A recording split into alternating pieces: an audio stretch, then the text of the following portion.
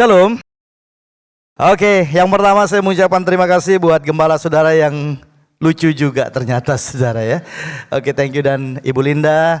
Terima kasih juga buat para penatua yang sudah berkenan mengundang kami dari jauh di situ saudara, di Lombok. Ya, terima kasih buat kesempatan nih, satu kehormatan buat saya pribadi dan juga buat keluarga kami. Izinkan saya untuk memperkenalkan istri saya. Boleh bangkit berdiri?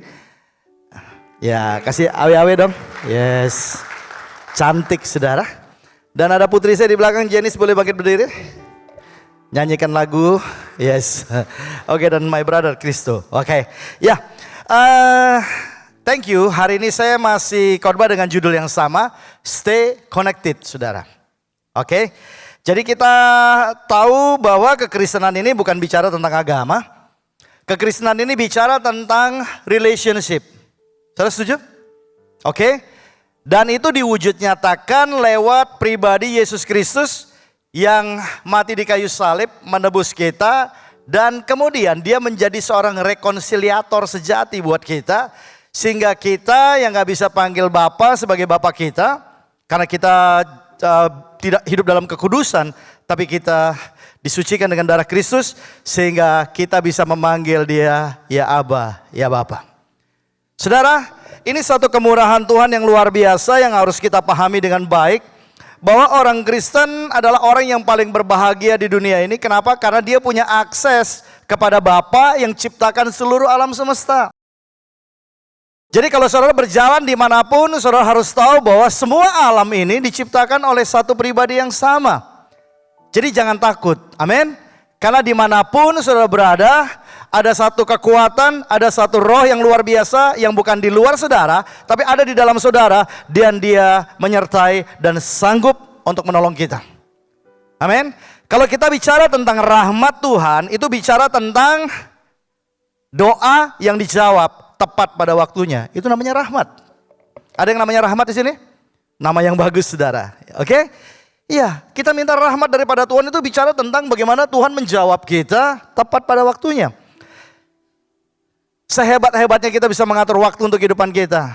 Tahukah saudara? Waktu untuk jawaban Tuhan dinyatakan dalam kehidupan kita selalu waktu yang terbaik. Ada orang bilang, saya dalam penderitaan yang lama, saya butuh segera mengalami breakthrough, saya perlu mendapatkan jawaban Tuhan. Kenapa jawaban Tuhan gak datang dalam kehidupan saya? Karena Tuhan tahu kapan waktu yang terbaik buat kita. Oke? Jadi seperti di ibadah satu saya katakan, masalah itu bukan masalah buat orang yang hidupnya diserahkan kepada Tuhan. Karena masalah ini selalu mendatangkan kebaikan, khususnya dalam hal-hal rohani dalam kehidupan kita. Nah, Bapak Ibu Saudara, yang ingin saya highlight di sini adalah dalam hubungan kita yang dipulihkan dengan Bapa, bukan hanya kita kenal Tuhan. Saya mau tanya, kalau orang bilang bangga gitu, saya kenal Tuhan. Saudara, setan juga tahu Tuhan ada. Saudara percaya gak setan tahu Tuhan ada? Baca aja kitab Ayub, ya kan? Iblis ada keliling-keliling, kemudian dia menghadap Tuhan. Dia tahu kok ada Tuhan. Karena dulu mantan stafnya Tuhan kan? Jatuh dalam dosa. Oke? Nah, tapi pertanyaannya adalah apakah Tuhan kenal kita secara pribadi? Dan itu tidak instan terjadi dalam kehidupan kita. Seluruh kehidupan kekristenan kita ini bicara tentang spiritual journey. Itu bicara tentang perjalanan rohani kita, bukan perjalanan jasmani kita. Tuhan gak hitung berapa lama saudara sudah pergi ke gereja. Mungkin saudara rajin setiap minggu ke gereja, ada doa malam, doa pagi, doa siang, doa puasa, dan doa Daniel, doa Yohanes, doa siapa lagi saudara? Kita selalu hadir. Tapi sekali lagi saya bilang, Tuhan kenal kita waktu kita membangun persekutuan pribadi kita dengan Tuhan. Dan itu adalah sumber kekuatan buat orang percaya. Kita yang lemah datang kepada Tuhan, kita mendapatkan kekuatan yang baru. Dan sayangnya tidak semua orang Kristen mempergunakan akses yang sangat precious ini untuk kita mendekat kepada Tuhan. Tahukah saudara, Tuhan selalu mengundang kita untuk datang? Tahukah saudara kenapa Tuhan ingin kita dekat dengan Dia, bahkan tinggal di dalam Dia? Karena di luar Dia kita gak bisa buat apa-apa. Karena di luar Dia kita cuma jadi umpan daripada iblis. Firman Tuhan berkata bahwa iblis itu seperti singa yang mengaum-ngaum mencari orang yang dapat ditelannya. Sayangnya kita membuka diri kita sehingga iblis bisa mempermainkan kehidupan kita. Dia bisa mempermainkan perasaan kita. Saudara, kalau kita percaya bahwa Tuhan itu hidup, saudara percaya bahwa Tuhan itu berkuasa, masalah apapun, kalau saudara tahu, saudara berjalan dengan Tuhan yang ciptakan alam semesta, kekhawatiran, ketakutan, keraguan tidak akan pernah bisa menghinggapi saudara. Tidak bisa kuasai kita, saudara. Oke? Dia cuma punya efek sedikit, bikin kaget-kaget dikit gitu.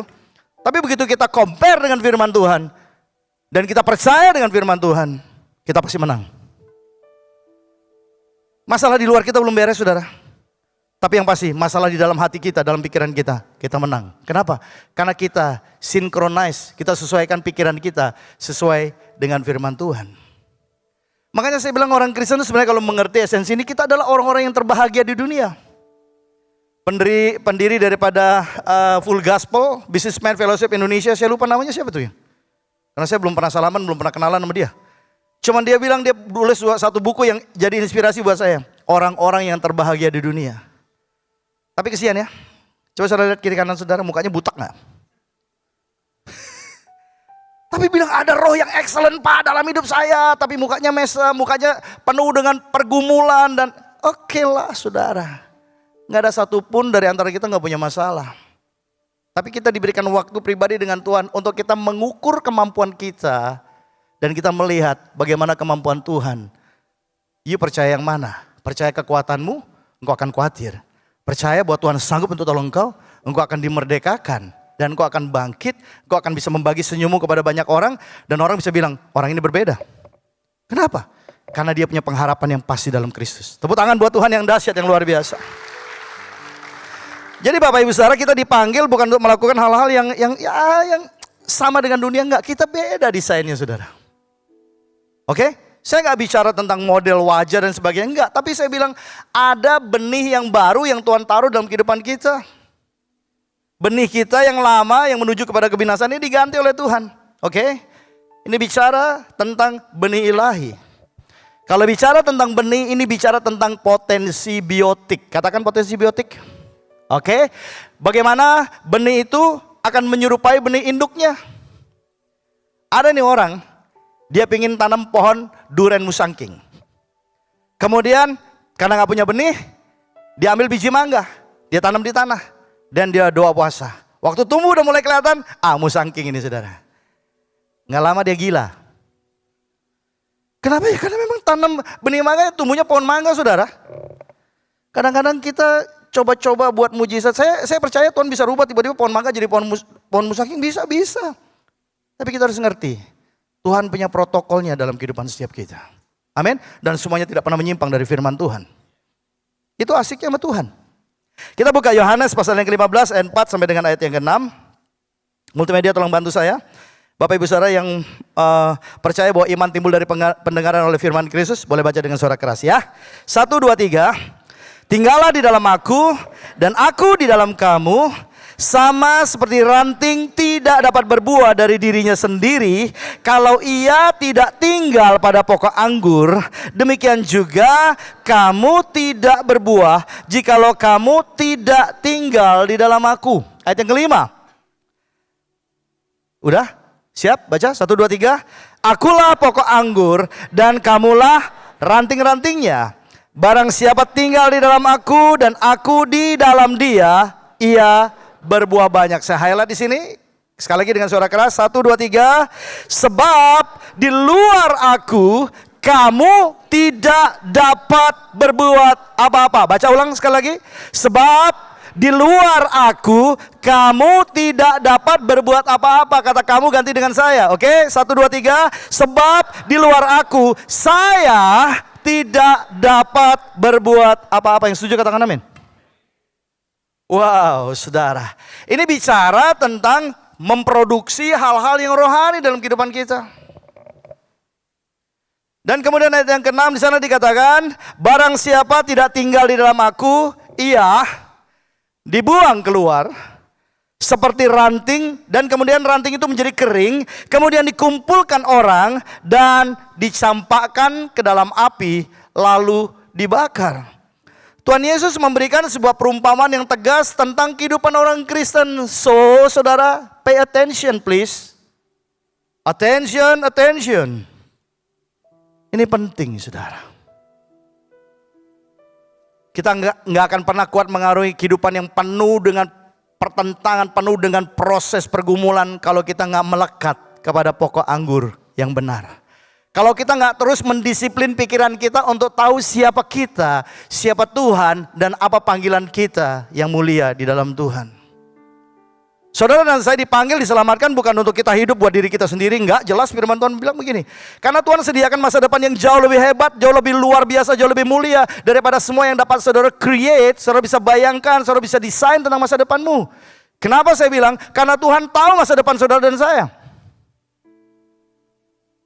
Dia penjamin hidup saudara. Jadi makanya saya bilang, please, buat orang percaya, kuatlah di dalam kekuatan kuasa Tuhan. Makanya kalau kita lebih banyak dengar hoax, dengar berita-berita filsafat dunia dan sebagainya, saudara, kita bisa tersesat di dunia yang jahat ini, saudara. Come on, back to Bible, amin.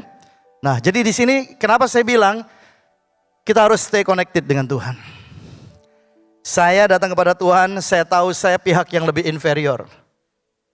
I'm only His servant. Saya hanya hamba. Kalau bicara tentang hamba itu jelas. Bukan karyawan, saudara. Dan kita tidak dalam posisi untuk bisa berhitung-hitung dengan Tuhan. Saya udah melayani, saya udah jadi gembala, saya jadi gembala komsel, saya udah jadi pendoa. Enggak, saudara. Apapun yang saudara dan saya bisa perbuat di dalam pelayanan tidak akan pernah bisa dapat dibandingkan atau tidak dapat dibandingkan dengan semua anugerah yang Tuhan berikan buat kita. Amin, saudara. Jadi saya pernah bicara kepada para pemimpin yang ada di tempat kami.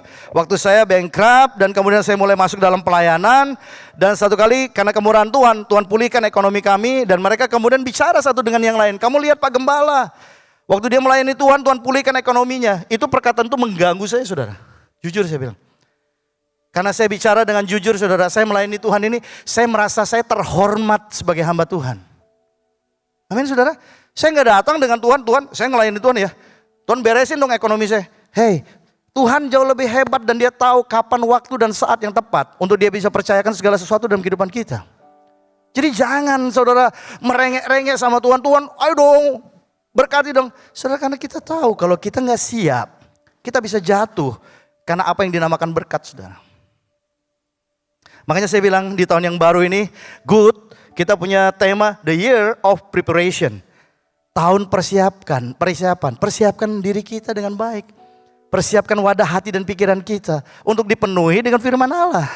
Dipenuhi dengan kehendak Allah. Yesus saja bilang gini, not my will be done. Saudara, kita nggak selevel sama Yesus loh, saudara. Yesus saja tunduk kepada Bapa dan dia bilang, dia pengen supaya cawan maut itu lalu daripada dia, betul? Yesus berdoa bukan sekali dua kali. Dia doa 3 kali, dia minta kemurahan Bapaknya. Bapak, kalau seandainya mungkin, lalukan cawan maut ini daripada aku. Dia tahu betapa mengerikannya cawan maut itu. Saudara tahu cawan maut itu bukan bicara masalah segala macam penderitaan. Itu keterpisahan dari Allah, dari Bapaknya. Itu suatu hal yang sangat menyakitkan buat Yesus. Tapi buat kita enggak kan? Iya kan? Kita lebih takut kehilangan harta kita daripada kita kehilangan hubungan kita dengan Tuhan. Mulai nabrak. Tapi benar, saudara. Saya belajar, saya bersyukur. Semua proses yang saya alamin, cuman saya bawa kepada sebuah cermin kehidupan yang jujur buat saya. Firman Allah. Di saat saya ditolak oleh orang-orang karena status ekonomi kami, saya mimpin pujian, nggak ada satu orang pun jemaat yang mau tepuk tangan, dan mereka cuma lihat gini. Begitu turun dari mimbar, orang cuma bilang begini, Kristo, hey, kamu itu bangkrut, nggak usah suka cita di situ, kamu batu sandungan buat kami semua. Kristo, yuk bayangin kalau yuk nyanyi kayak gitu, yuk bisa pulang nangis, gulung toh. Saya ngalamin itu, saudara. Tapi memang secara ekonomi bangkrut kok, mau ngomong apa? Saya mau marah, mau pukul orang? Enggak lah. Tapi perkataan itu mengingatkan saya. Tapi saya berproses, nggak gampang saya bisa mencerna perkataan orang. Nggak dengan mudah saya bisa mencerna proses yang sedang Tuhan siapkan buat saya. Supaya hari ini apapun yang saya lakukan ini saya lakukan untuk Tuhan. Kalaupun saya lakukan hal yang baik dan orang tidak memberikan respon yang baik, saya nggak pusing. Setelah pusing. Kenapa? Ya karena saya tahu ini, this is my worship to my God. Ini penyembahan saya buat Bapa yang sudah begitu baik buat saya. Dia berikan putranya men, buat saya. Siapa saya? Siapa kita saudara? Dapat penghargaan yang begitu luar biasa. Nah, saya bilang, please saudara, berhenti untuk merasa diri, saya kayak cacing. Saudara menghina Tuhan. Berarti Tuhan engkongnya cacing dong. Hey, He is the creator of everything. So, stand up. Bukan untuk sombong, tapi saudara tahu jati diri saudara. Saudara dihargai oleh Tuhan. Saudara berharga di mata Tuhan. Tuhan berikan hidupnya, Dia berikan rohnya yang kudus. Kenapa kita gak bisa berubah oleh pembaruan pikiran kita? Kenapa kita terdistraksi dengan semua yang dunia tawarkan kepada kita? Kenapa kita gak bisa bertumbuh dalam iman kita? Kenapa kita gak bisa punya kasih dalam diri kita? Karena kita masih izinkan semua kedagingan ini menguasai hati dan pikiran kita. Dan hal itulah yang membuat kita terpisah dari Allah, saudara. Bapak Ibu saudara yang terkasih dalam Tuhan. Lihat Matius 3 ayat 10. Kapak tersedia pada akar pohon, dan setiap pohon yang tidak menghasilkan buah yang baik akan ditebang dan dibuang ke dalam api. Bukan hanya sekedar menghasilkan buah, Pak. Standarnya adalah buah yang, ngomong dong, buah yang baik. Ngomong kiri kananmu, buah yang baik. Jangan jadi buah mangga gitu tapi asam, saudara. Saudara punya mata itu bisa main kiri kanan gitu kayak wesernya mobil. Saudara nggak kayak gitu, saudara. Kita punya kualitasnya Tuhan. Ingat, benih Tuhan diberikan buat kita. Kita beda dengan dunia ini, amin. Jangan taruh standar dunia dengan standar hidup kekristenan kita. Karena level kita harus di atas itu, saudara. Hati-hati loh, saudara. You gak berbuah. Karena you gak melekat. Anda tidak terkoneksi secara pribadi dengan Tuhan. Bukan secara korporat seperti ini. Di sini kan wah semua semangat. Keluar dari situ, di sini kita gemuk, wah kuat gitu, saudara. Di luar setan cuma bawa jarum kecil. Dia kempes, saudara. Kita lihat masalah ini seperti akhir daripada kehidupan kita. Saudara gak bisa compare. Firman Tuhan yang berkata pencobaan yang kamu alami tidak akan pernah melampaui kekuatan kamu. Kemana firman yang kau ucapkan? Makanya saya bilang firman ini bukan untuk dihafalkan. Firman ini untuk dihidupi, dialami. Dan itu membuat kita bertumbuh ke arah Kristus. Amin, saudara. Kali ini saya gak joke. Karena banyak orang pikir, ini kita mau dengar stand up comedy. Enggak, saya mesti ngomong serius. Oke. Sometimes kita joke oke. Tapi saya bilang kalau saya bicara tentang komitmen, please saudara. Yesus komitmen itu sampai mati di kayu salib buat kita. So don't play with him. Oke? Don't play saudara. Dalam hal ini, kemarin Pastor Jari bilang, waktu ketemu dengan Relevant Leadership kita di Jakarta ya. Waktu itu pertama kali kita ketemu, beliau bilang, Pak Yoyo ini orangnya serius banget gitu ya. Orangnya gini. Ketemu sama saya, loh kok jadi lucu? Salah makan obat, saudara. Enggak, ada hal di mana saya ya memang relax. Tapi kalau kita bicara tentang komitmen, saudara, please. Mari kita hargai semua yang Tuhan sudah kerjakan dalam kehidupan kita. Jangan lagi hidup untuk dirimu sendiri. Jangan kejar mimpimu, kejar mimpi Tuhan dalam kehidupan kita. Mau penyertaan Tuhan? Semua mau? Siapa yang gak mau disertai sama Tuhan yang luar biasa? Gak ada masalah yang gak bisa terselesaikan. Tapi problemnya adalah kita gak mau sungguh-sungguh taat kepada apa yang Tuhan perintahkan. Nah, hari ini saya mau cerita tentang satu tokoh yang luar biasa. Satu tokoh yang diberikan karunia, kekuatan secara fisik yang sangat dahsyat luar biasa. Namanya siapa? Simpson. Simpson ini dia lahir dan dikatakan dia dipersembahkan, dikhususkan bagi Allah. Jadi Manoah bapaknya ini bernasar, makanya dikatakan dia sebagai nazir Allah, betul? Oke, jadi saudara dan saya ini semua nazir Allah. Tadi saya bicara di ibadah 1, kekudusan ini bicara tentang pemisahan. Kita dipisahkan dari dunia dan kita dikhususkan bagi Allah. Oke? Katakan bersama saya, dipisahkan dari dunia dan dikhususkan bagi Allah. Nazir atau Nazirudin dalam bahasa Indonesia. Dari lahir dia udah ditetapkan dan kemudian dia menjadi hakim, salah satu hakim di Israel. Oh, belum ada raja.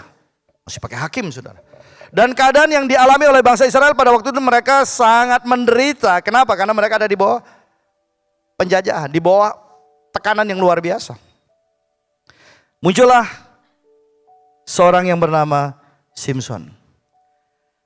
Dan yang luar biasa adalah di dalam kurikulum vitae-nya, saudara, dia pernah bertemu dengan singa. Dengan tangan kosong dia sobek-sobek singa itu, saudara. Kayak kita lagi sobek kertas. Dikatakan seperti seorang yang merobek anak domba, saudara. Luar biasa. Singa beneran, saudara. Bukan singo di mejo. Jadi apa yang dialami, saudara? Roh Allah menguasai dia. Pernyataan Tuhan dilakukan. Itu baru satu.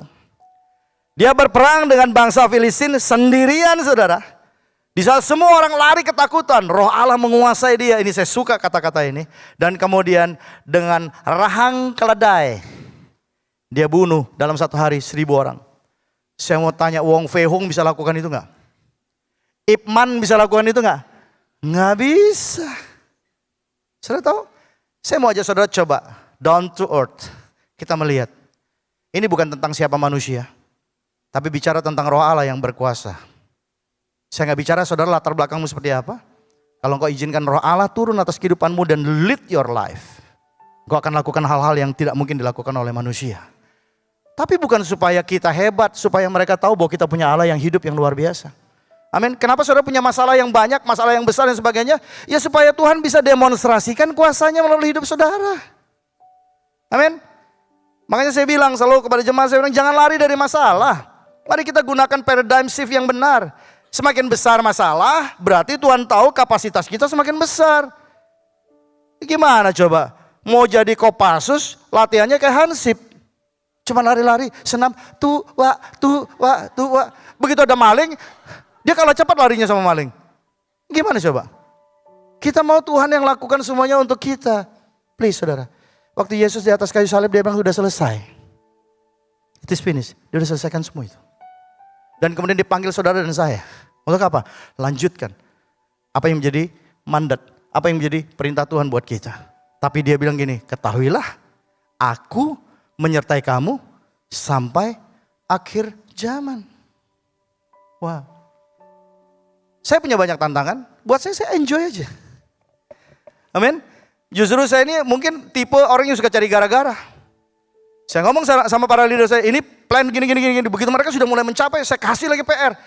Mereka bilang, Pak, please Pak, stop. Saya bilang, kamu lebih daripada pemenang. Amin. Amin saudara. Oke, di sini kita lagi bangun. Maaf ya, bukan saya merendahkan Hansip ya. Ada yang Hansip di sini? Pulang saya diseterap di sana saudara. Melihat bendera kayak dulu, suruh hormat gitu dari pagi, dari jam 8 sampai jam 10. Enggak saudara, sorry. With all my respect, saya bukan merendahkan, tapi saya cuma bilang, saudara dan saya ini bukan orang biasa, tapi orang biasa yang diurapi Tuhan, untuk kita bisa melihat semua masalah kita dari sudut pandang Tuhan. Hidup kita berbuah saudara, kita mengalahkan semua ketakutan dan kekhawatiran, dan kita selalu bisa bilang begini, Tuhan Yesus baik, untuk selama-lamanya kasih setianya, amin. Di tengah orang-orang yang punya masalah yang sama, mereka mengalami COVID, mereka mengalami ketakutan dan kekhawatiran, kita nggak takut tuh. Karena saya bilang kalau mau mati dari dulu saya udah mati saudara. Saya pernah hampir kecelakaan pesawat, saya pernah hampir kapal tenggelam, saya udah ngalamin itu saudara. Saya pernah turun di satu bandara saudara, rodanya nggak bisa keluar. Saudara ada Jeju Air kemarin. Oke? Salah satu kenapa problemnya? Karena ada problem dengan rodanya kan, nggak bisa keluar. Saudara bisa bayangin? Emang dia suruh merayap gitu? Nggak bisa saudara. Dia bukan Marvel. Dia bukan Captain America. Saya ngalamin itu saudara. Turun di tengah hujan yang bandara yang banjir saudara. Waktu pesawat ngantem air itu bam. Saya pikir meledak. Di dalamnya ada bupati. Ada para pemimpin-pemimpin daerah itu. Saya cuma bilang gini. This is my life. Tuhan saya tahu engkau berdaulat atas hidupku.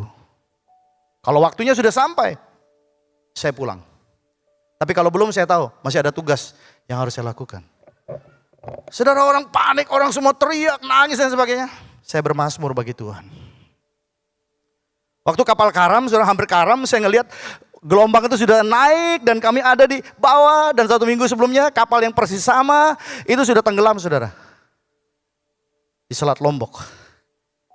Saya cuma bilang ini, orang rebutan semua pelampung saudara, saya nggak kebagian pelampung. Wow, saya cuma peluk itu saudara.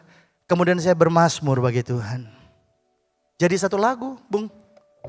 Makanya teman-teman bilang lama gak buat lagu. Pak perlu naik kapal lagi. Saya bilang cari gara-gara kamu.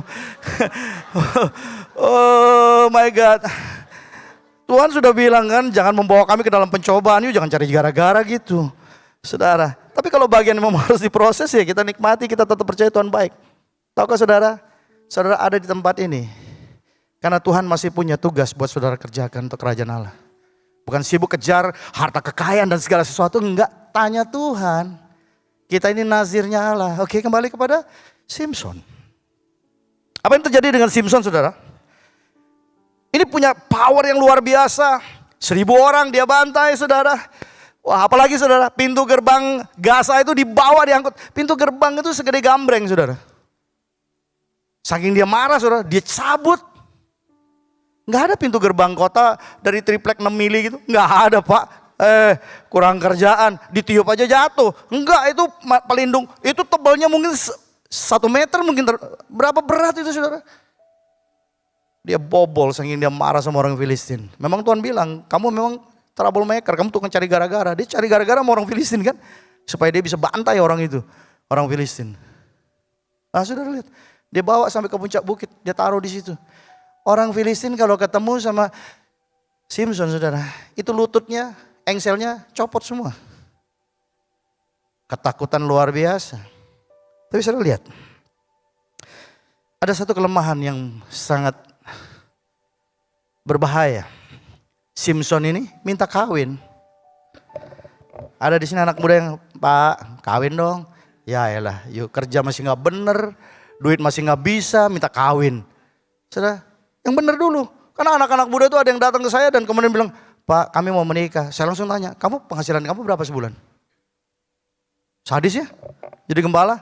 Iyalah kamu mau nikahin anak orang, kamu kasih makan batu. Sama dengan istri saya dulu ya, kita menikah. Saya menikahi dia tuh dalam keadaan ekonomi saya lagi terpuruk. Sampai kemudian kita in relationship 10 tahun, Pastor Jerry. Sampai Pak Arifin bilang gini, usia udah semakin bertambah. Kalau kamu nanti usia 40 tahun kamu nikah, kamu mungkin masih laku. Kalau didoakan Pak Arifin. Tapi Chen itu dia perempuan, kalau usia udah 20 sekian tahun, kalau enggak, ya kan sudah susah cari pasangan, betul kan? Ih saya bilang bener juga ya.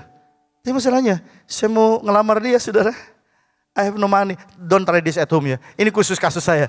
Wah, terus anak-anak muda dapat pencar. Dia bilang tadi enggak kayak gitu. Udah, sudah. Ya, udah. Ini boleh saya ceritain lanjut enggak nih? Saya takut saudara salah pengertian ini. Ya, bahaya. Nah, singkat cerita kemudian saya cuma ngomong deh. Saya ngomong sama orang tuh saya enggak pernah takut. Waktu ngomong sama dia mau tanya mau nggak will you marry me saudara itu saudara mie itu Indomie semua sarimi semua pada terbang semua mau nggak dia terus saya mau kasih makan apa dia saya aja puasa bukan karena saya punya niat mau puasa nggak karena memang nggak punya makanan nggak punya duit saya bilang Tuhan gimana gini ya sudah susah banget gitu nah terus kemudian saya cuma bilang ini saya cuma ngomong tuh saya pegang tangannya tik. Yes. Nggak gini suruh nggak sadis saya orangnya kan kalem kan lembut. Saya bilang ini kita udah pacaran lama udah 9 tahun mau nggak kamu menikah sama saya? Ini anak saya dia ngelihat gini dia belum tahu ceritanya saudara. Ini saya bocorin lebih dulu buat saudara ya. Nah kemudian dia bilang gini dia cuma bilang gini aku tahu kamu takut Tuhan dan aku tahu bahwa kamu punya masa depan. Masa depan dari mana saudara? Di depan mau makan susah. Tapi saya bersyukur karena kami sama-sama melayani di pelajar. Secara materi, saya mungkin gak punya apa-apa. Tapi saya punya iman pengharapan kepada Tuhan saya. Dan Tuhan jawab itu, kami nikah saudara. Sederhana. Harusnya anak laki dari keluarga yang sebelumnya mampu secara ekonomi. Untuk kami nikah dalam keadaan yang sangat kekurangan. Tapi bukan masalah itu. Saya percaya Tuhan berikan yang terbaik buat saya. Nah. Punya masalah dengan perempuan. Dia minta nikah, nikahnya dengan perempuan Filistin, musuh. Hukum Israel itu ada menulis gitu. Mereka nggak boleh kawin campur dengan orang-orang yang bukan orang Ibrani. Halo? Dia udah melanggar, kembali dia Naziruddin. Dia dikhususkan bagi Allah. Harusnya hidup Simson sepenuhnya taat kepada aturan yang Tuhan tetapkan. Nanti saya jelaskan why. Nah kemudian selesai dia kawin, akhirnya disuruh cerai kan. Ada banyak struggle dalam kehidupan seorang hakim, seorang yang terhormat, seorang yang diurapi Tuhan dalam tanda petik saudara, dan dia dipakai Tuhan. Jadi maaf ya saudara, kalau hari-hari ini saudara merasa saudara dipakai sama Tuhan, hati-hati. Bukan berarti saudara bisa show off, kita semua punya kelemahan, bawa itu kepada Tuhan. Amin? Amin saudara? Iyalah. Nah, kemudian problem berlanjut. Dia ketemu dengan seorang perempuan dan inilah the story yang sangat heboh. Dia bertemu dengan perempuan yang namanya Delilah. Delilah ini cantiknya dilalah, saudara. Dua orang seperti Simson ini yang begitu luar biasa sampai terkiwir-kiwir. Sampai kemudian kita lihat apa yang dilakukan oleh para pemimpin Filistin. Dia tahu kelemahan daripada Simson. Dan kemudian orang-orang yang ketakutan dengan Simson ini pengen tangkap, pengen bunuh Simson karena ini jadi duri dalam daging buat mereka. Jadi disuaplah perempuan ini dan kemudian mulailah perempuan ini menjalankan tipu muslihatnya. Maaf ya, saya nggak lagi bullying para wanita. Ini udah mulai ngomong kayak gini, Delilah nih musuh kita wanita-wanita nih pasti akan diomongin, pasti akan begini. Enggak tenang saudara. Saudara wanita dengan versi yang berbeda. Oke, saya harap sih. Kadang pengharapan saya nggak tercapai, saudara. Sorry. Nggak apa-apa ya, sorry ya Bu Linda ya. Oke, mari kita baca kitab Hakim-Hakim pasal yang ke-16 ayat 15 sampai 21. Oke ya, kita lihat. Semua strategi dijalankan, tipu muslihat dijalankan sama seperti iblis selalu berusaha trap your life. Ingat ya, iblis nggak pernah serang saudara di titik terkuat Anda. Iblis selalu serang Anda di titik terlemah dalam kehidupanmu. Entah itu bicara kesehatan, entah itu bicara keinginan pribadimu, entah itu bicara mimpi-mimpimu, orang yang terdekat dengan kau dan sebagainya. Nah kita lihat. Ayat 15 di sana dikatakan begini, berkatalah perempuan itu kepadanya, si Delilah, bagaimana mungkin kau berkata, aku cinta kepadamu, aku rindu di pelukmu.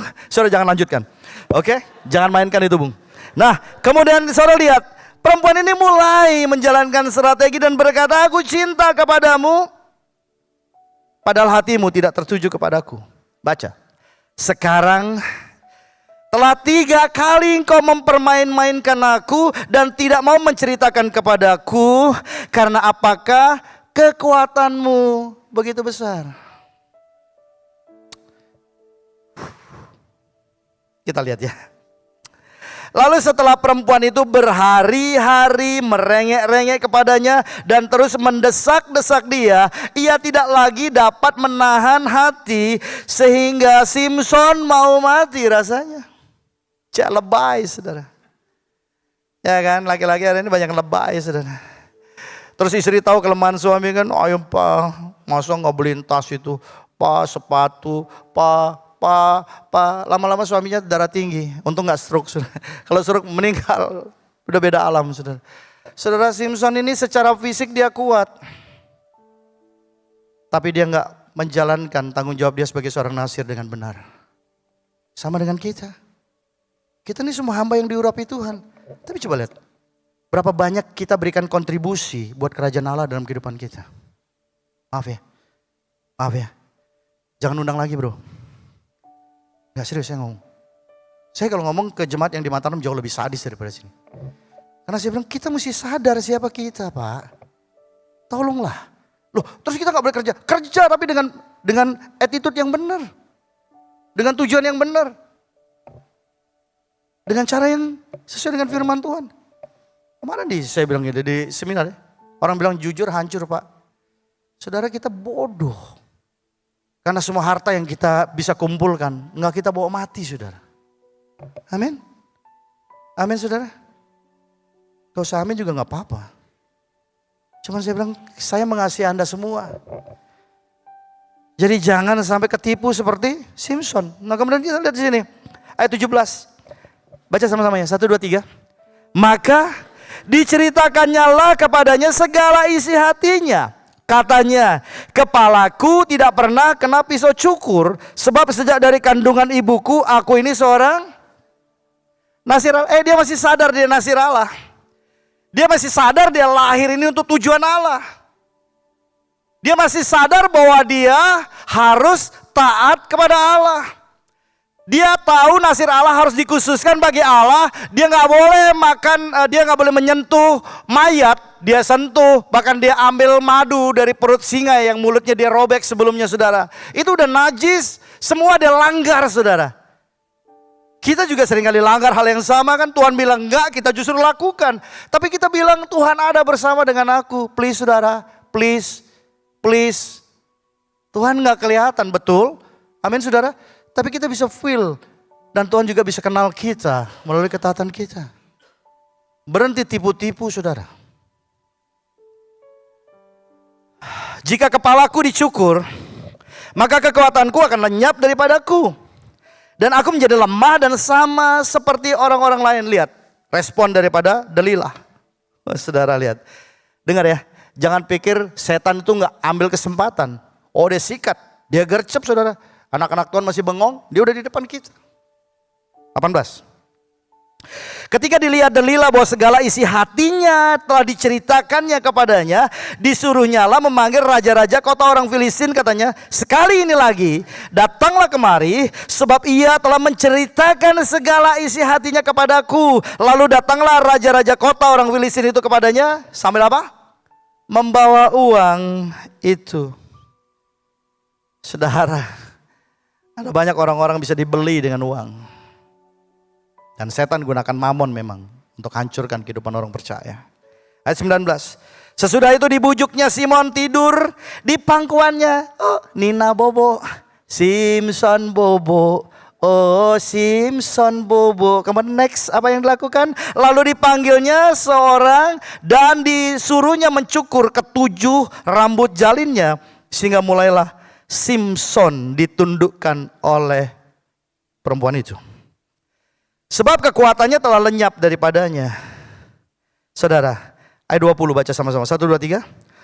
Lalu berserulah perempuan itu, orang Filistin menyergap engkau Simson. Maka terjagalah ia dari tidurnya, serta katanya, seperti yang sudah-sudah, aku akan bebas dan akan meronta lepas. Saya highlight di sana dengan semua kata-kata. Baca sama-sama ya. 1, 2, 3. Tetapi tidaklah diketahuinya bahwa Tuhan telah meninggalkan dia. Saudara, 3 kali semua cara dipakai dengan mudah. Simpson tali rami, semua segala macam, tali kapal, apa saja dengan mudah. Saudara, ketidaktaatan 1 kali akan berujung kepada satu firman ini. Tuhan meninggalkan Simpson. Saudara, mungkin hari ini kau merasa kau kuat tanpa Tuhan. Ingat ya, setiap manusia punya batas kemampuan. Jangan sampai kemudian kita gak sadar, kita merasa bahwa kita masih ada di jalan Tuhan. Tuhan masih menyertai kita, padahal kita udah menyimpang jauh dari Tuhan. Dan kita bilang, Tuhan kau tidak cukup berkuasa untuk menolong. Bukan, yang menjadi pemisah antara kamu dan Allahmu adalah semua pelanggaranmu. Tangan Tuhan gak kurang panjang untuk bisa tolong kita. Amin saudara. Dimanapun, di benua apapun, di desa yang paling dalam. Saya banyak dengar kesaksian para misionaris saudara, mereka dalam keadaan tertekan. Mereka mau dibunuh oleh suku-suku asli. Sudah nyawa tinggal taruhan. Waktu Tuhan bilang kamu belum waktunya mati, kamu gak mati, Tuhan bisa lakukan mujizat. Betul? Tuhan ini tidak terbatas. Jadi Tuhan ini bukan kayak wifi saudara. Oh di sini blind spot gitu. Udah nggak ada. Tuhan semua area itu ada di dalam kekuasaan Tuhan. Amin. Percaya saudara? Tapi kembali saya bilang yang menjadi pemisah antara kamu dan Allahmu adalah semua pemberontakan kamu. Karena kamu tidak mau melekat kepada Tuhan. Karena kamu lebih mencondongkan hatimu kepada apa yang dunia tawarkan. Kesian banget. Ayat 20. Orang Filistin itu menangkap dia, mencungkil kedua matanya dan membawanya ke Gaza. Di situ ia dibelenggu dengan 2 rantai tembaga dan pekerjaannya di penjara ialah menggiling. Hanya berputar, putar, berputar, putar, berputar, putar. Itu bicara tentang hidup orang Kristen yang tidak punya visi. Saya mau ngapain ya di gereja ya? Saya mau ngapain ya? Aduh, kasihan banget. Kita punya tujuan yang mulia untuk melayani Dia. Dengan semua potensi yang Tuhan berikan buat kita. Saya berdoa di tempat ini semua orang yang mendapatkan wisdom daripada Tuhan. Datang kepada Tuhan. Tuhan pakai hidupku. Aku mau melayani Engkau. Tapi Pak, saya masih profesional. Enggak apa-apa. Di tempat di marketplace, di tempat profesimu, jadilah contoh, jadi teladan di situ. Oh, di gereja, di komsel, dimanapun. Berfungsi, saudara. Amin. Kita harus membangun komunitas Kristen. Keluargamu bertumbuh semakin mengasihi Tuhan. Semua yang disentuh dengan tanganmu, itu diberkati oleh Tuhan. Saudara tahu Yusuf? Yusuf dimanapun dia berada, Tuhan bisa buat dia menjadi the special one. Saya percaya Bapak Ibu saudara punya urapan itu. Pak gimana gini-gini, enggak. Yang pertama, beresin hatimu dengan Tuhan. Tunjukkan kualitas komitmenmu, kasihmu. Orang sakitin kamu, kasihi dia. Orang tampar pipi kirimu, tampar pipi kanannya. Kok repot? Oh salah ayatnya ya? Salah ya? Sorry. Ya. Tampar pipinya sebelah, kasih pipinya sebelah. Orang dunia bilang kita goblok. Saudara, saya gak peduli dengan apa yang orang dunia bilang. Saya cuma pengen Tuhan bilang ini. Kamu anakku yang berkenan. Aku mengasihi kamu. That's all. Enough. Amin. Saya melayani Tuhan ini kalau bicara mau disakiti saudara. Kalau saya boleh keluarkan hati saya saudara. Ini udah banyak tambalannya saudara. Oh ya serius. Tapi saya bilang ini gak ada orang yang bisa menyakiti hati saya. Sampai saya setuju apa yang orang itu perbuat. Dan kemudian saya ambil racun itu saya minum. Dan hati saya jadi sakit. Hei, gak ada yang bisa sakiti hatimu. Engkau punya otoritas untuk tentukan engkau mau sakit hati atau tidak. Jangan sakit hati. Ayub 5 ayat 2 di sana bilang orang bodoh itu dibunuh oleh sakit hati. Orang bebal itu dimatikan oleh iri hati. So, saudara punya hati seperti hati Tuhan Yesus. Saya bayangin kalau komsel-komsel ada yang bilang, Pak jangan kasih dong semak berduri ini gabung sama kami. Tak kasih semak berduri, tambah sama racunnya sekali. Kapan saudara bisa bertumbuh belajar mengandalkan Tuhan kalau semuanya baik-baik dalam kehidupanmu? Kita gak didesain untuk ada di comfort zone. Amin saudara? Yes. Dengar baik-baik firman Tuhan. Kalau saudara punya tantangan, puji Tuhan. Karena Tuhan mau demonstrasikan. Udahlah saudara, Ayub sudah bilang, dia udah lewatin semua. Dia udah bilang, sampai kemudian di satu titik dia bilang. Dulu aku dengar Tuhan dari kata orang. Sekarang aku tahu, dia benar-benar Tuhan yang baik dia hidup. Come on saudara. Yes. Oh, susah bakar semua ini. Enggak serius, saya percaya. Saudara ini orang-orang yang luar biasa. Berhenti dong menilai dirimu. Oh, saya gini enggak. Saya bankrupt, orang bilang gak bisa. Saya bilang saya punya masa depan, saya bukan ditentukan sama orang lain. Saya hidup karena Tuhan. Tahun 2025 I make a resolution. Saya buat resolusi buat diri saya sendiri. Saya bilang gini, I will living for God. I will live for God. Saya hidup untuk Tuhan yang sudah berikan hidup buat saya. Wajar kan? Betul kan? Nah sekalipun orang-orang di sekeliling saya mereka gak mau hidup buat Tuhan. Saya gak peduli. Saya akan tetap menyatakan hidup saya untuk Tuhan. Amin. Udah jangan terus dikit-dikit baperan. Masalah saya terlalu besar. Kamu ikut Tuhan yang mana? Tuhan yang mana? Tuhan yang ada di pohon-pohon, ada di batu-batu. Saudara Tuhan, saudara dan saya ini menciptakan segala sesuatu. Dia ada sebelum semuanya ada. Dan setelah semuanya berakhir, dia tetap Tuhan yang eksis. Amin. Ayo dong. Ayo yang udah datang di sini bilang, saya nggak punya masa depan. Dengar ya. Tergantung dengan siapa, dengan perkataan apa, engkau percaya. Seperti itulah dirimu. As you think in your mind, it's you. Seperti kau pikir hidupmu, makanya saya bilang kan, saya ini belajar cuma untuk gini loh. Apa yang firman Tuhan yang saya baca, saya bilang, saya percaya. Saya aminkan. Tapi supranatural gak mungkin. Loh saudara gini, kalau Tuhan saudara bisa ukur dengan logika saudara, jangan sembah dia. Ya saya punya anak yang kedua itu dia jago logika luar biasa. Dia ngomong sama mamanya, aku gak percaya Tuhan ada. Dia bilang dunia terjadi karena Big Bang, semua karena proses semua. Dia belajar sains Pak, dia juara lomba Olimpiade sains sampai di level Jakarta, saudara. Dia ngomong, wah mamanya bingung nih gimana jelasin. Ngomong sama papamu tuh, enak kalau udah susah-susah gitu, papanya suruh maju. Kemudian bapak yang juga suka baca, saya mulai ngomong sama dia. Beberapa hal saya ngomong tentang Tuhan, tapi kan gak bisa Pak. Ini kan gak masuk akal. Saya bilang, kalau Tuhan kamu bisa logikakan dengan pikiranmu, jangan cari dia. Justru karena dia gak bisa dijangkau dengan pikiran manusia, dia itu Allah, saudara. Amin. Ada yang bilang begini, itu sebenarnya waktu bangsa Israel yang lewat di Laut Merah itu cuma sedengkul katanya dia. Ya elah, saya bilang gitu, kalau ada kayak gitu saya malahan semakin percaya sama Tuhan. Kenapa? Bayangin kereta Firaun itu ditemukan, saudara. Betul ya Bung? Ditemukan loh. Ahli-ahli arkeologis itu sampai mereka penasaran, mereka lihat dan benar itu ada bangkainya di situ Pak. Loh bayangin kereta segede gitu ditenggelamkan cuma air segini. Apa tambah gak mustahil tuh? Saudara? Saudara berjalan, saudara punya masalah besar, puji Tuhan. Amin saudara. Lihat. Jangan distraksi. Jangan serahkan imanmu kepada dunia ini. Jangan serahkan pengharapanmu kepada apa yang dunia tawarkan kepada kamu. Level kita beda men. Bilang sama kiri kananmu. Level kita beda. Oke. Saudara lihat di sini. Sekarang kita lihat di sini saudara. Sampai kemudian orang Filistin mencungkil mata dia.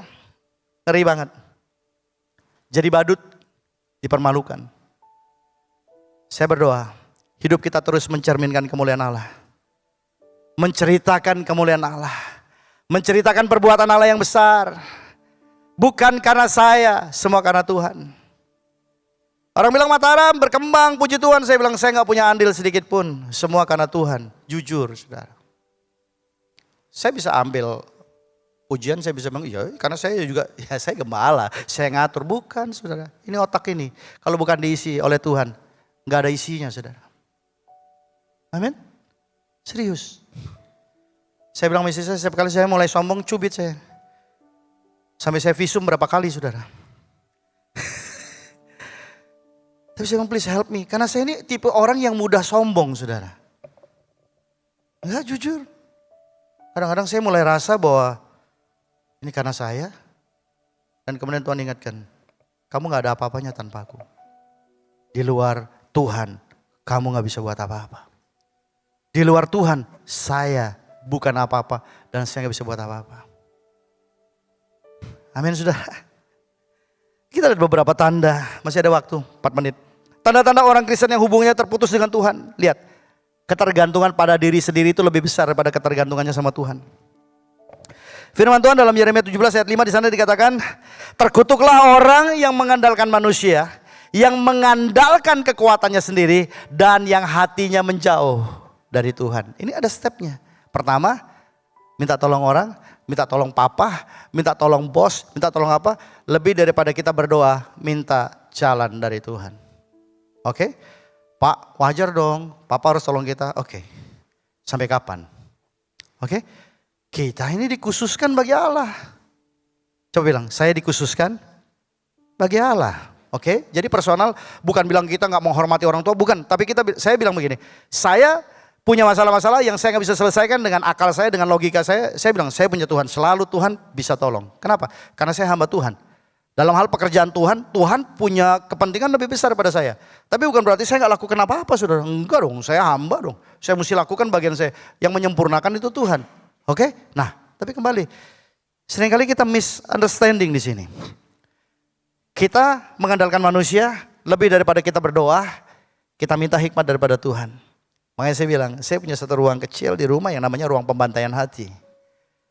Masalah-masalah datang, saya kadang-kadang tuh berapa kali saya cuma geletak di lantai, saya cuma bilang, Tuhan saya gak kuat.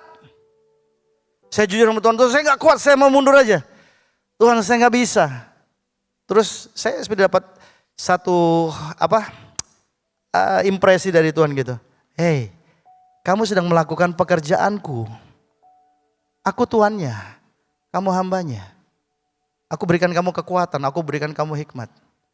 Waktu saya keluar dari kamar saya udah keluar sebagai pribadi yang menang. Dengan masalah yang belum selesai. Tapi saya tahu, yang penting saya beres dulu dengan diri saya, dengan Tuhan. Amin saudara. Orang bilang, Pak Yoyo kok senyum-senyum aja gitu, kayak orang gak ada punya pikiran gitu. Dipikir saya gila. Orang gak punya pikiran kan. Ya coba, saya bilang, saya percaya Tuhan sanggup tolong saya. Lo caranya gimana? Biar dia ngurus. Amin. Kenapa orang bisa stres? Karena dia mau jadi Tuhan. Kita mau atur Tuhan supaya ikutin cara kita. Please saudara. Ya bilang kiri kananmu, kamu bukan Tuhan. Oke, saya pernah khotbahkan ini, jangan main Tuhan-Tuhanan. Jangan saudara. Biar dia tetap dalam posisi yang terhormat dalam hidup kita, dia jadi Tuhan.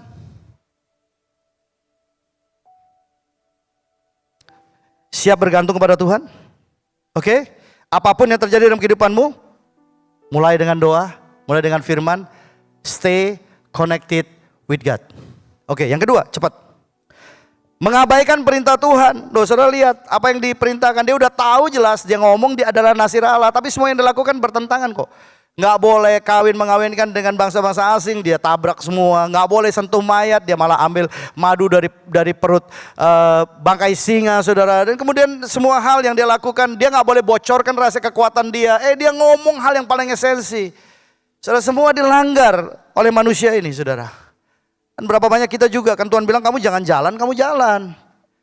Kita disuruh berhenti, kita jalan. Kemudian kita babak belur kan, kita masuk got. Kita bilang, Tuhan, masa sih Tuhan gak bisa pindahin got ini? Bukan masalah Tuhan gak bisa pindahin got, kita sendiri cari gara-gara. Oke? Gak oke kan? Ya saya lanjut aja, saudara. Asik loh di sini nih, mereka nggak, saya tabrak aja. Yang paling ngeri adalah kita nggak menyadari kehilangan kemuliaan Tuhan, hadirat Tuhan, saudara. Ini yang paling bahaya. Kita rasa kayaknya Tuhan lagi sertai kita. Saya mesti ngomong satu quote begini. Mari kita bawa semua supaya Tuhan ikut di dalam rencana kita. Saudara, kita yang harus ikut dalam rencana Tuhan. Jangan kebalik. Jangan kita coba pergunakan Tuhan, kasih karunia dia, kebaikan dia untuk menyetujui semua yang menjadi agenda kita. Enggak, kita harus setuju dengan agenda Tuhan dulu. Ending daripada kita bukan masalah sorga. Ending dari kehidupan kita adalah keserupaan dengan Kristus. Kita dikenal, Tuhan Yesus bilang, kamu hambaku yang baik dan setia, sabar selangkau, masuklah dalam kebahagiaan Tuhanmu. Kenapa saudara? Ya karena kita sama dengan Tuhan. Mau kemana coba? Dunia gak bisa terima kita, enggak, karena kita beda di anaknya saudara. Dan Tuhan bilang, di mana aku berada, di situ kamu berada. Asik ya? Oke? Coba cek hari ini. Di mana Tuhan itu dalam kehidupanmu? Masih gak dia perintah hatimu? Masih engkau bisa hidup dalam damai sejahtera di tengah fitnah orang semua? Kalau engkau masih bisa, berarti Tuhan masih lead your life. Kalau engkau ada hari ini dengan kemarahan, kebencian, dendam dan sebagainya, sorry. Anda sedang disconnected dengan Tuhan. Come on, balik saudara. Nah, saya cerita kemudian apa yang terjadi dengan Simpson. Simpson kemudian dia buta dan kemudian sampai pada satu peristiwa yang heroik, saya bilang saudara. Ya, dalam sebuah party luar biasa, semua pembesar. Dan kemudian Simpson dijadikan bahan tertawaan, bahan lawakan saudara. Jadi stand up comedy. Makanya jangan suruh saya stand up comedy ya. Untung di sini nggak ada tiang. Setakut rubuh nanti saudara. Dan kemudian dikatakan Simpson cuman berdoa kepada Tuhan. Dikatakan rambutnya udah mulai tumbuh. Dan kemudian dia berdoa, Tuhan berikan aku izin. Sekali lagi Tuhan. Berikan aku kekuatan. Di situ dia mulai sadar. Tanpa Tuhan dia gak bisa buat apa-apa. Saudara, pahlawan yang begitu hebat. Wah, 1.000 orang satu hari dengan rahang keledai. Dia habisin semua. Gila gak tuh saudara? Ngeri, orang ini ngeri banget saudara. Ini kalau dia jadi preman ini, wah gak ada tuh. Satu kota, satu provinsi habis sama dia. Iya kan? Ditembak sama senjata, dia gak bisa tembus, gak bisa apa. Wah saudara, ngeri banget. Saudara lihat, buta, dirantai. Cuman jalan dituntun oleh seorang anak kecil. Tapi saudara lihat, apa yang dilakukan. Singkat cerita, dia ada di pilar-pilar dan kemudian dengan kekuatan dia bilang, Tuhan berikan aku sekali lagi your favor. Dan kemudian dia dorong pilar utama itu saudara, bangunan itu ambruk. Semua yang ada dalam semua pembesar kota, yang ada raja-raja kota yang menyuap Delilah, yang semua itu mati di situ. Tapi dia juga mati di situ. Saya percaya second chance. Saya ini dapat second chance, kesempatan kedua dalam kehidupan ini. Saudara dan saya juga diberikan kesempatan kedua. Amin saudara. Hari ini putuskan untuk siapa engkau hidup. Putuskan untuk engkau tetap terhubung dengan Tuhan. Karena di luar Tuhan kita gak bisa buat apa-apa. Yang setuju boleh bangkit berdiri.